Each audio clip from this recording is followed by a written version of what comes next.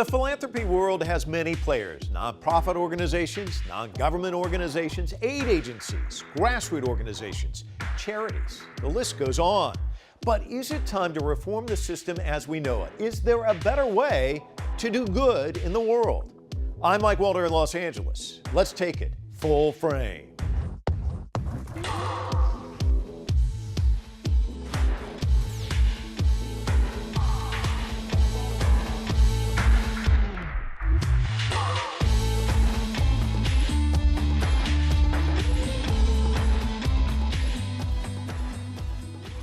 Vicky Esguerra has been recognized as one of the most influential leaders in the nonprofit sector.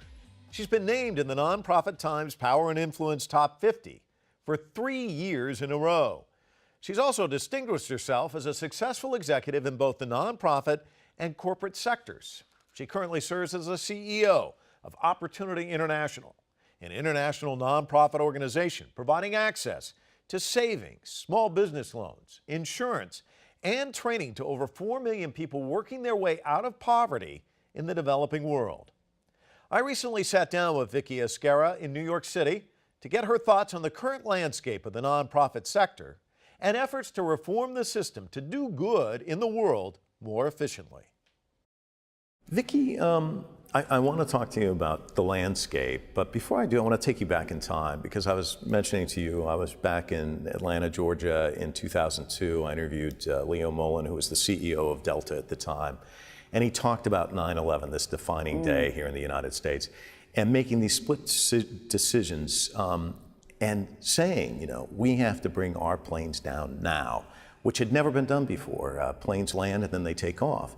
But he was making all these decisions and at the same time not knowing how his wife was doing because he knew she was on a flight in New York. He didn't know if she was on one of those doomed planes. And he said that day changed him, but it changed everyone at Delta. And I know you were at Delta at the time. Right. How did it change you? So we were together, Leo and I, in an area called the Operations Control Center. And initially we thought it was one of our airplanes that was affected. And I'll never forget our head of flight operations, who actually was in charge of much of security for Desert Storm, immediately said, we're under attack. And we kind of blew him off a bit, said, no, you know, we couldn't be. And then, of course, we saw the second tower go down. We went into emergency mode, which actually we were in emergency mode for 3 days when all the airplanes were on the ground. And so I remember thinking my life will never be the same again from so many vectors. And indeed, we worked endlessly for a year, rebuilding security, rebuilding the viability of the airline sector, trying to convince the government to fund aviation, which, you know, is the backbone behind great business. And over the course of that year, I began to rethink, is this the way I want to spend the rest of my life? And made a decision that there was more to life, having had a spectacular career that I was thankful for. But that's when I really started making decisions about the future and how I'd spend my time. So looking outward, but then you looked inward as well, and you chose to go to work in the nonprofit industry, which is almost a thankless job in some respects, and very different from the corporate structure. What were some of the challenges that you saw, and what is the divide between corporate America and the nonprofit sector, would you say? So I had a transition period working for the mayor of Atlanta for 1 year, and she and I worked on a number of things, but one particular thing was education in the city of Atlanta, which at the time the graduation rate of seniors was less than 40%, and because of her leadership, the senior class graduated with numbers exceeding 90%. And so the reason I mention that is she told me I was horrible at politics and I needed to do something other than think about a political career, which is exactly right because it was so slow. I was trying to push things too hard. But she also said, you know, Vicki, I think you've got decent leadership skills to make the world a better place. So when are you going to go and get that done? And how much money is enough money? And that was an interesting thought that stayed with me. And so I left that time with her and started looking for areas that were focused on poverty, women, and how to make those issues better, which led me into the first nonprofit that I was the CEO of, and that was Feeding America. Results, metrics, gauging things, that all comes from the business side of things. Nonprofit sector, sometimes that isn't in place. Did you bring that over? Was there any resistance? What do you see in terms of nonprofits? What can they learn from the corporate side? Is there something the corporate side can learn from nonprofits? So great question. Indeed, there's something we can learn from both sides. The best nonprofits today are very metric-oriented, very outcomes-focused. The world is looking for impact, and so when you start talking to people like the Gates Foundation, Caterpillar, MasterCard, the Buffetts, they all are looking for investment and what's the return on the investment over a period of time. So the very best nonprofits, including Opportunity International, produce real results around impact. Back in the early 90s, I was in Nairobi, Kenya, on my way into Somalia, and I was following an NGO that was going there, bringing meds to the affected communities in Mogadishu and Baidoa, and they were also going to bring farming equipment. You know, it had a terrible drought, and so they were going to bring shovels and hoes, and the guy was talking about this at lunch, and there was a young guy at the table next to us who just said, "I can't take it anymore," and he moved his chair over and he said, "It's all wrong. You're going about this all wrong.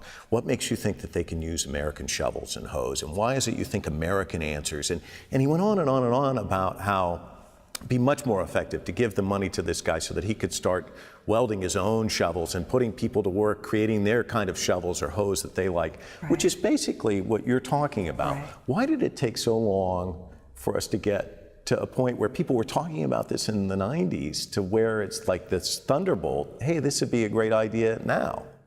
So I actually think this work has been going on far longer than it's received recognition, but it is taking on a different level of recognition because we recognize that in order to really affect change around the world, you have to engage people in doing the work themselves.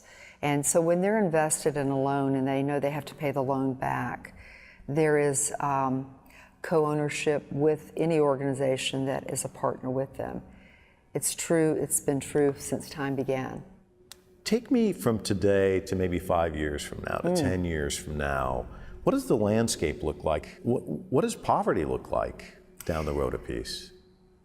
We have a goal at Opportunity International to create 20 million jobs by 2020. We've already created 12, and jobs are powerful. I mean, jobs are, in effect, the answer to poverty, certainly with other things like education, water, food, good housing, all the things that we know. But you can have all those things. If you don't have a job, you cannot move your way out of poverty. So I don't have any question that we'll create 20 million jobs by 2020. And that, coupled with great work that other partnership organizations that we know and work with, that we will create 20, 40, 60, 100 million jobs, over the next 10 to 20 years, and that's the answer. And when you say 20 million, there are probably a lot of people, when you said that initially, you thought, that's Pollyanna. And then as you mentioned, you've got 12 already. 12 in the bank. It's actually 24 that we're predicting with the run rate we have, but I'm trying to be conservative. It'll be far more than that.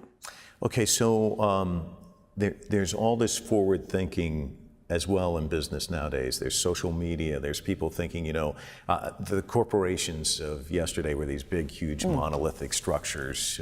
You worked in one of them. Good. Now you go to a Starbucks and there's 20, 30 people working there. And people say that's the corporation of tomorrow. So how much of that business acumen do you bring and say, hey, we need to look at things differently? Maybe not bricks and mortar. Maybe we need to look at, changing things, using social media, looking at how maybe we can transition some of that to some of these communities. It's a great question as well. We're doing a pilot in Tanzania in the Sagat region, which is the southernmost part of Tanzania. And we are fortunate in that MasterCard has granted us money to test branchless banking. So we're out in the back areas, if you will, with 300 farmers, and we are doing everything with them through tablets. So we're signing up for loans, savings, insurance for these farmers. We're actually showing them what their land looks like, what it would take to have a great crop, what kind of extension service provision we can offer them. But we're doing it without any bricks and mortar, and that's the way of the future. And the reason is, when you look at Africa, 80% of Africans have a cell phone. So they don't have a home, they don't have transportation, but everyone has a cell phone. And so if we can just build out that technology and utilize it, it will allow us to grow at really rapid rates and reduce overall expenses to the tune of about 40%, which is a game changer. So one final question. You make this transition from the corporate world into the nonprofit world. As you look back, how rewarding has it been? How challenging has it been?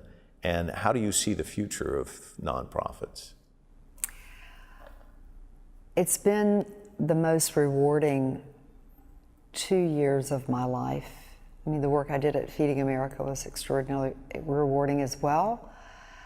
But to actually look at changing the lives of people that have been living in poverty for years, and to know with a certain degree of certainty that they will move their families and communities out. I mean, there's just nothing like that, to be a part of that. Today the nonprofit community is about 10% of the US GDP.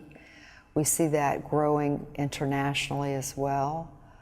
And I think if nonprofits practice solid business approaches to how they do their work, and if they really look for solutions around impact so that donors can have a degree of certainty that their dollars that are invested really do change lives, the future is very, very exciting, and we can find a solution to global poverty. We'll leave it there. Vicki, thanks so much. Thank you. Appreciate it. When we come back, is it time for a complete overhaul of the philanthropy world? Our next guest says the way we all think about charity is dead wrong.